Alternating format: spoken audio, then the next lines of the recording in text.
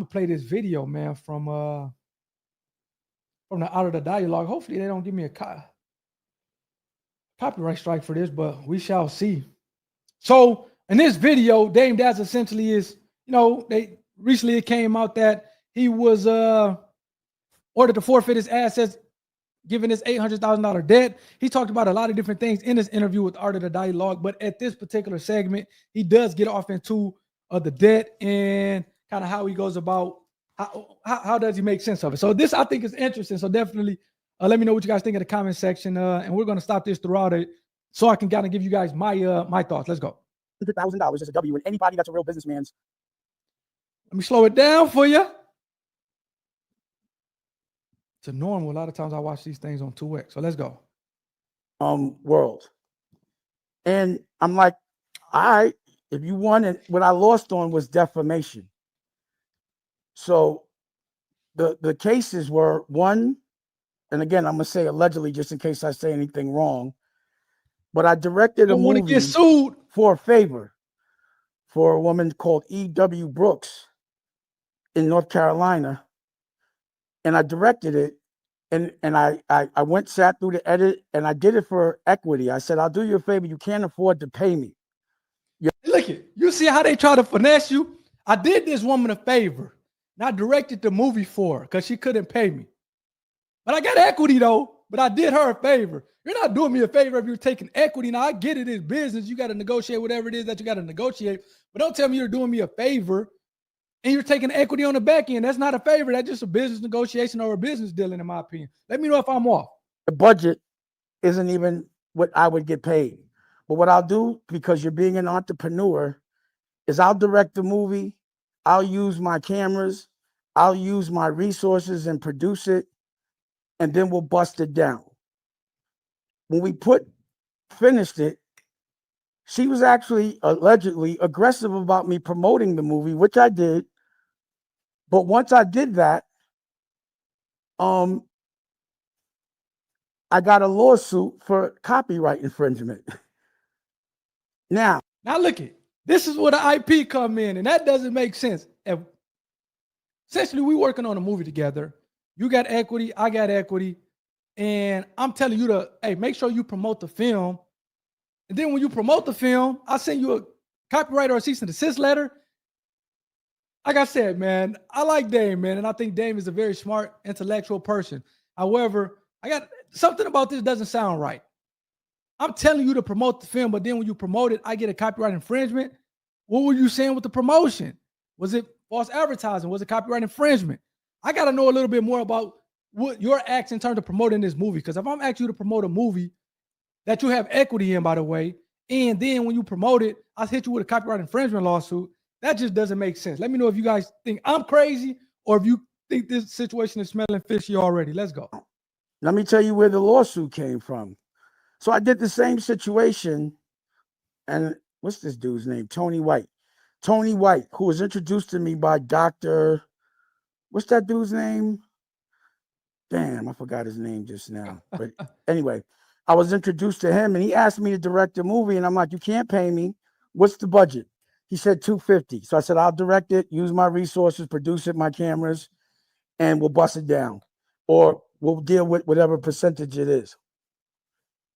While I'm on the movie set, and I have footage of me directing the whole movie. While I'm on the movie set, I realized that $250 is not being spent and that, he's lying. But because I've used all my resources, I'll pay for the rest of the movie. Another party steps in, Muddy Waters, and they say, well, he lied to me too, but let me pay for the edit so I can stay in. Pause. So let's break it down. So far, he's saying, hey, the earlier story that he gave, where he took equity, was promoting a film, got hit with a copyright infringement lawsuit. He had shelved that one. He's going to another story where a similar thing has happened where, gentlemen, hey, man, help me kind of get this movie out there. I have $250,000 for it, at least according to Dame Dash. The guy didn't necessarily have $250 that he was spending on it. So Dame Dash stepped in and start kind of spending money in addition to the resources, camera equipment, all that stuff. Seems like another company, Muddy Waters, was also spending money on the edit. So you have three people. You have the person who originally had the film, you have Dame Dash, and then you have third party Muddy Waters, who all are involved somehow in this second movie where they're spending money and resources. So that's where we're at. Let's go. So we edited. I edited from my house for a year, and we started a new movie, and we had a disagreement about the new movie. So what he did was had the editor send him the edit, and behind my back, he went and copyrighted it. And this is where I have an issue. Dame Dash has been getting money for way too long, and he's been in way too many of these situations as it relates to ownership to not know at the beginning who owns the intellectual property, who owns the copyright in this case, since it's a movie. Again, you're talking about, okay, the first situation where the chick hit you with a copyright infringement, and then the second situation that ends up turning into a third situation on the third movie, and seems like based on how things were going with the third movie, the person that took the second movie and copyrighted it. And that's a big issue. And again, let this be a learning lesson to the audience. You guys have to know who owns the IP. I have some things that I'm doing, some cool things that I'm doing. I'm in the process of writing books. I'm on the third book that I'll be kind of putting out shortly, kids books, teaching IP.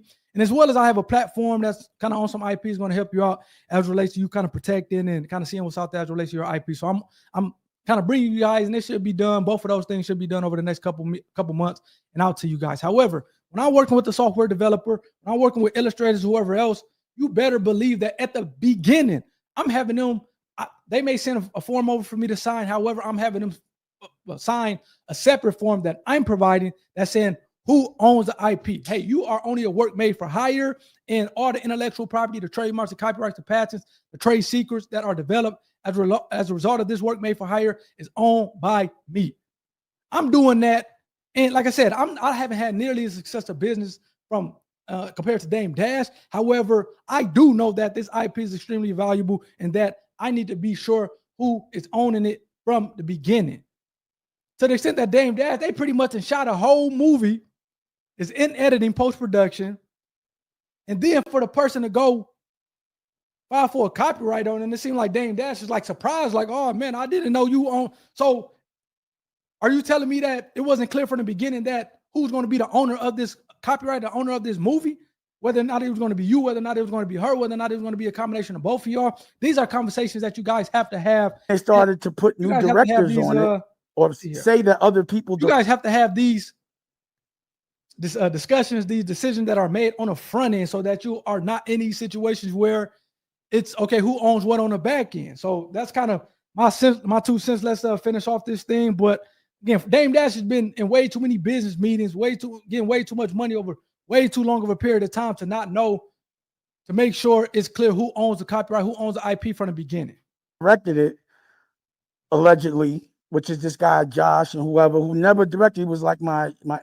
Either way, they were starting to promote the movie. I called my lawyer, and I'm like, yo, handle that. But in the meantime, thinking there's freedom of speech, I say some things. My man Bootsy tells me something that somebody, some wrong information, and I posted it up, and I get a defamation charge as well as a copyright infringement. But they do it in New York, even though it happened in LA. So this same lawyer goes and solicits, I think, and I'm going to say allegedly, goes and gets E.W. Brooks, who I don't recall having such problems with. That's the first person, E.W. But then Brooks. They give me, she represents her for this lawsuit and also the other lawsuit, and they do it all in New York, which means I got to fly all the witnesses to New York. You understand what I'm saying?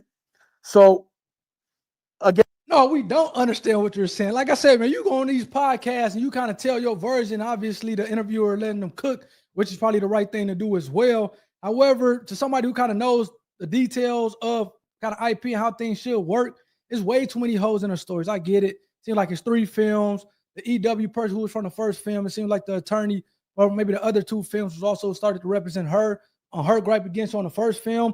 But it seems like a lot of this is stemming from kind of promoting who owns what. Seems like you had at least some equity, at least compared to what you are saying in both that first film as well as the second film.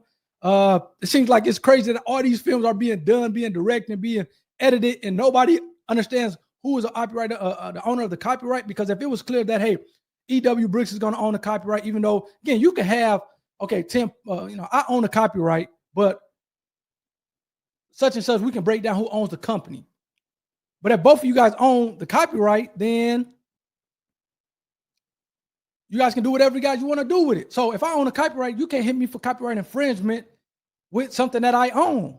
But clearly, the people who was working with Damon Dash did not think that he had any ownership in a film, and that's where kind of the breakdown is happening, because he's getting sued for copyright infringement among other things. However, he's saying, "Hey, I have ownership in this. I have ownership in that." You clearly they didn't think you have ownership. That's why they sued you for copyright infringement, which leads me all to the beginning that, hey, this could have been avoided if you would have just at the beginning, hey, send over to people, this intellectual property statement and say, make it clear who owns what. Do you own a copyright? Do I own an IP? Do we both own a copyright or other forms of IP? Make sure that stuff is done at the beginning so that you can avoid lawsuits to the best of the ability, as well as other disagreements later down the line. That's surprising that Damon Dash is getting way too much money for a long time to not know 2-3 films in who owns copyrights to this film, that film. We're getting it. Like, it's just bad money, in my opinion, man. Let me know what you guys think in the comment section as we move on to the lawsuit of the week.